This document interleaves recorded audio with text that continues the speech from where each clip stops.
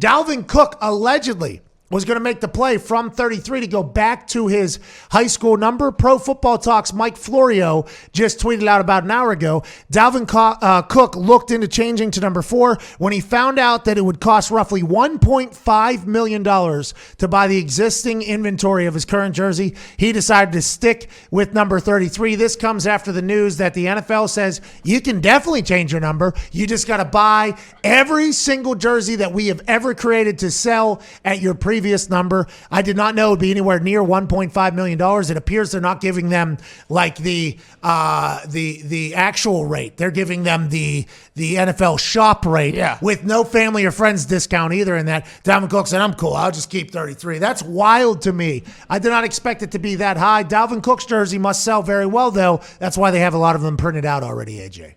Do you think that's got to be on the high end, right, for guys that want to change their number on how much it would cost to buy the inventory? Dalvin Cook, probably. I mean, one of the top, I would say top 2 jersey seller for the Vikings. So that is one that you would think they would keep in stock and sell a lot around. Because Minnesota, by the way, they got North Dakota, South Dakota, like Montana. There's a lot of Vikings fans that are out there. Now, they also are Broncos fans as well. But I'm saying Vikings fans scan a pretty wide area. I would assume that when they print out the Dalvin Cook jerseys, those are going to shops in a lot of different places. I would assume that is a very high-end one. It would have to be, I think.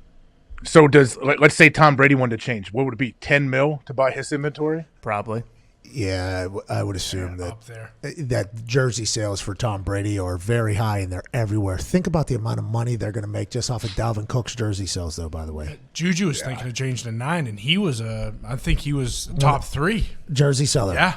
So that would probably also be in the 1.52 million, maybe. Probably more. Maybe more than that. Probably like 2-3 million or whatever. If you're a punter, they're looking to change your number. No big deal. They ain't got shit in stock.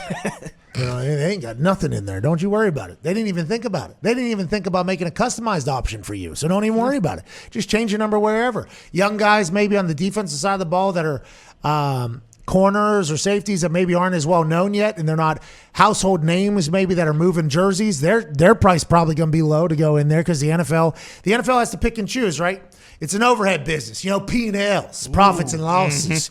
What do you want to keep in overhead? What's going to sit on the shelf? They're only making jerseys for people they think can move. And when they do that, they're getting them in mass quantity. So the 1.5 million Dalvin Cook thing happens. I assume there's not a lot of others that are like that. No, I think that's definitely the high end. But I bet we do see at least 1 or 2 guys spend a bunch of money to change their number. Yeah, because them spending that amount of money to get the new number is content that you can make money off of to market your new number. So it all works out in the end. If you zoom out a little bit and go, high view, no. Bird's eye? No, I forget what the topographical. No, 30,000 feet.